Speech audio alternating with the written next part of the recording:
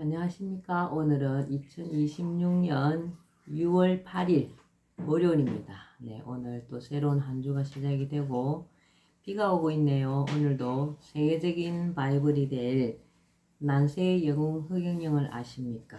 229페이지부터 읽어보겠습니다. 저희들 덕분에 어제 하늘궁 즐겁게 잘 다녀왔습니다. 재산 비례 벌금제의 당위성.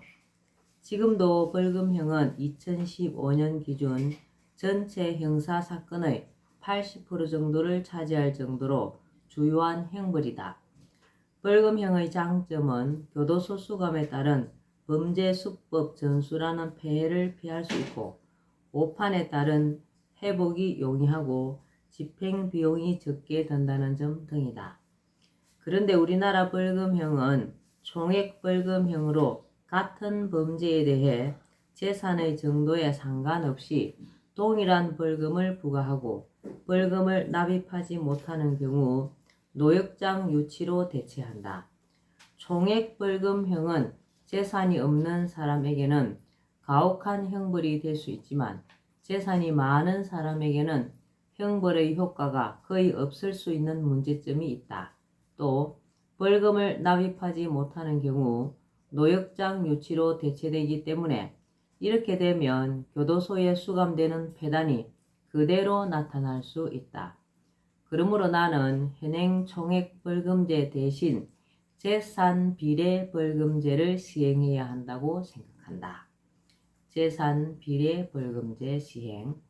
징벌의 이유가 무엇인가를 생각하면 재산 비례 벌금제가 왜 공평한 제도인지를 이해하게 된다. 재산이 3천만 원 정도인 택배기사와 수천억 원의 재산가가 똑같이 교통신호 위반을 했다고 치자 법 앞의 평등을 따지면 두 사람 다 똑같이 7만 원 정도의 벌금을 내는 것이 맞다. 그러나 그 정도의 금액은 택배기사에게는 하루 일당의 대부분이 날아가는 금액이고 수천억 원의 재산가에게는 끔값도 되지 않는 푼돈이다. 택배기사에게는 7만 원의 범칙금이 종일 꼬불꼬불 골목길과 계단을 오르내리며 무거운 쌀가마, 고구마 박스 등을 땀을 뿔뿔 흘려가며 운반한 노동을 거의 허사로 만들 만큼 강도 높은 처벌이다. 그만큼 큰 심적 고통을 안긴다. 그러나 수천억 원대의 재산가에게는 7만 원 범칙금이 끔값도 되지 않기에 처벌한 것이라고도 볼 수 없다. 그에게는 앞으로 교통신호 위반을 조심해야겠다는 경각심도 거의 주지 못한다. 그러므로 같은 범법을 했더라도 택배기사와 수천억 원대 재산가에게는 처벌 수위를 달리해야 한다.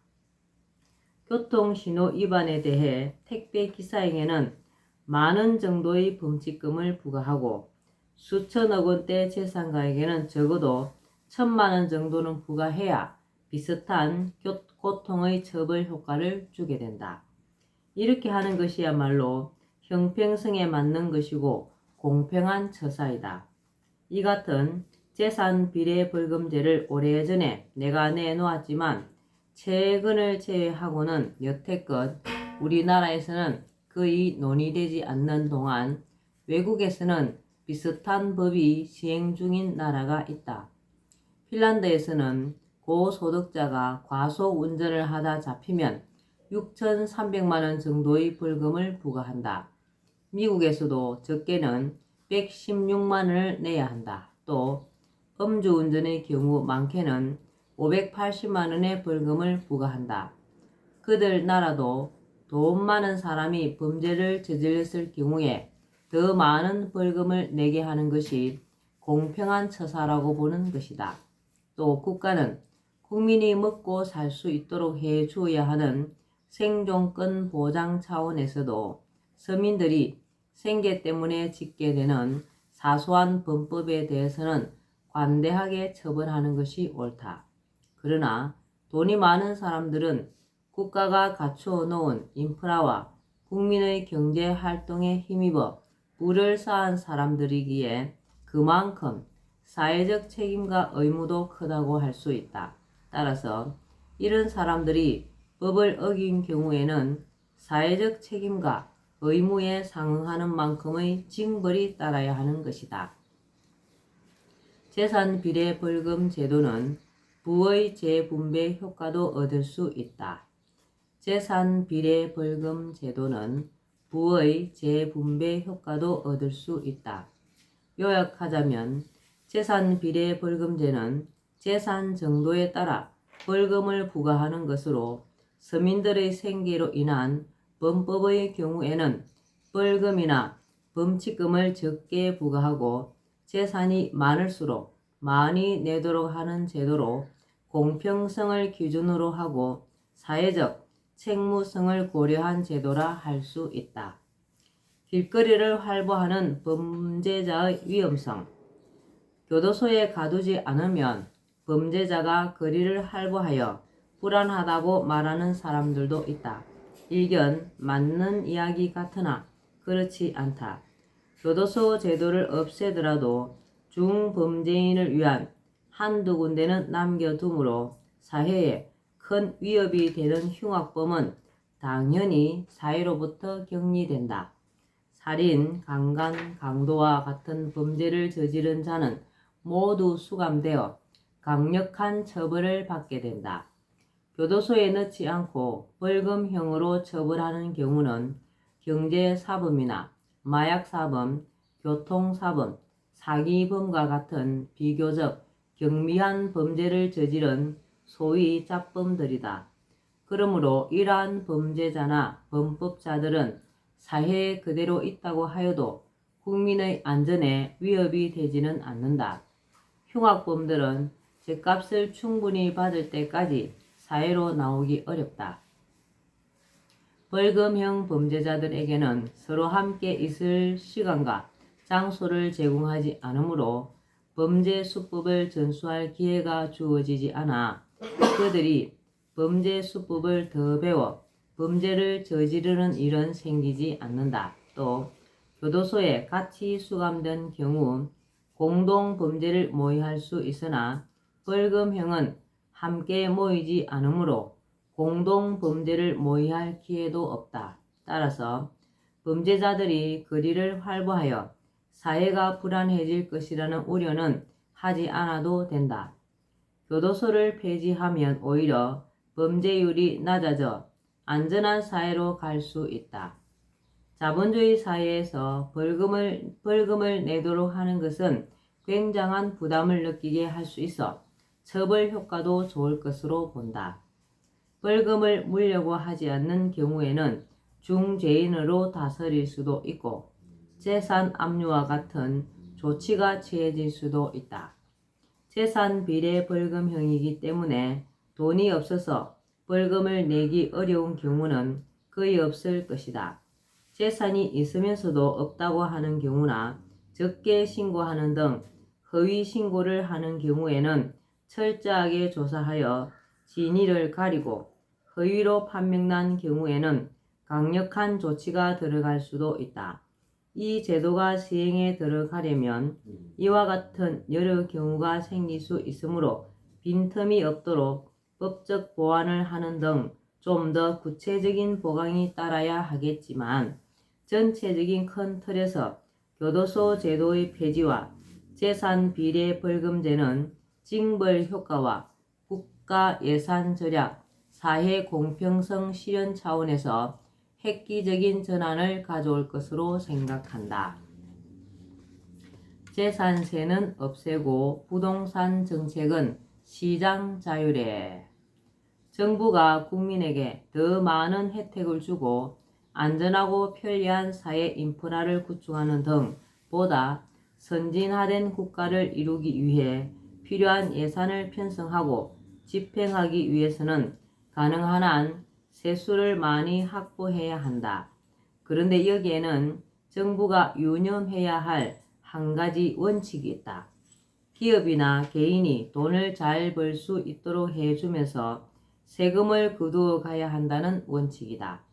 국민이 세금에 호의적이려면 국가의 뒷받침이 먼저 이루어져야 한다. 세금을 내어도 수익이 충분하다면 세금에 저항할 국민은 많지 않다. 우리 국민은 자신만을 위한 이기심보다는 국가를 생각하는 대승적인 마음이 강하다.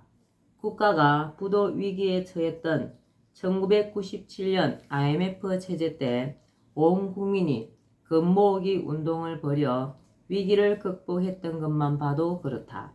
문제는 수익이 없는데도 내야 하는 세금이나 추가 수익이 생기지 않았는데도 증세하는 것이다.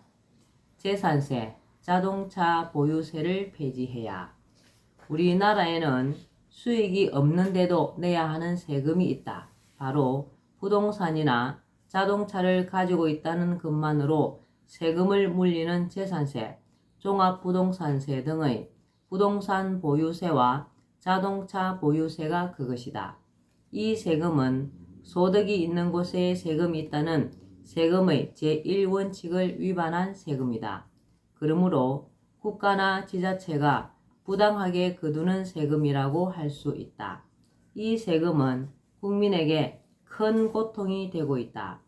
해마다 나오는 이 세금을 다른 곳에 수익이 있어서 그 수익금의 일부로 낼 수 있는 사람들이야 큰 문제가 안 될 수도 있으나, 예를 들어 집만 한 채 있고 수입이 없는 사람들에게 재산세 부과는 큰 고통이다. 빚을 내거나 집을 팔아서 세금을 내야 하는 상황이 될 수 있기 때문이다. 주택 보유에 대해 세금을 내는 것은 내 집이 아니라 마치 국가 소유의 집에 내가 월세를 주고 사는 것과 유사하고, 국민의 재산을 국가가 야금야금 빼앗아가는 것과 마찬가지이다. 우리는 부동산을 취득할 때 취득세를 낸다. 그리고 팔 때 양도세를 내게 된다. 그것이면 충분하다. 자동차 보유세도 마찬가지이다. 몇백만 원짜리 중고 자동차 한 대에도 그것을 소유했다는 이유만으로 1년에 2번 꼬박꼬박 세금을 거두어 가는데 그것은 부당한 과세이다. 자동차를 살 때 취득세와 등록세를 내고 팔 때 양도세를 내는 것으로 충분하다.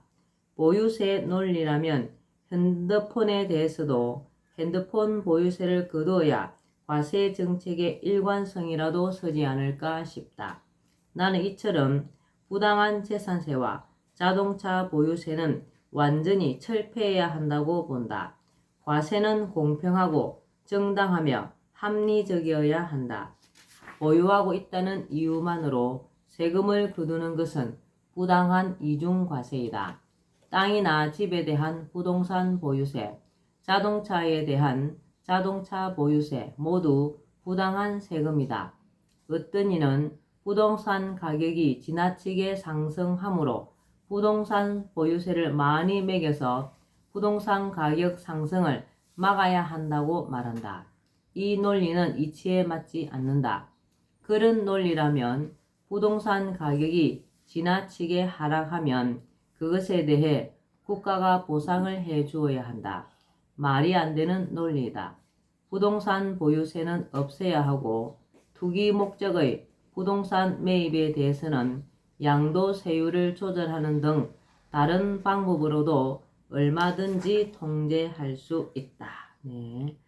오늘은 여기까지 읽겠습니다. 오늘도 흑영령을 많이 부르고 알려서 하늘의 복을 짓는 행복하고 뜻깊은 하루 되시기 바랍니다. 감사합니다. 흑영령, 흑영령, 흑영령.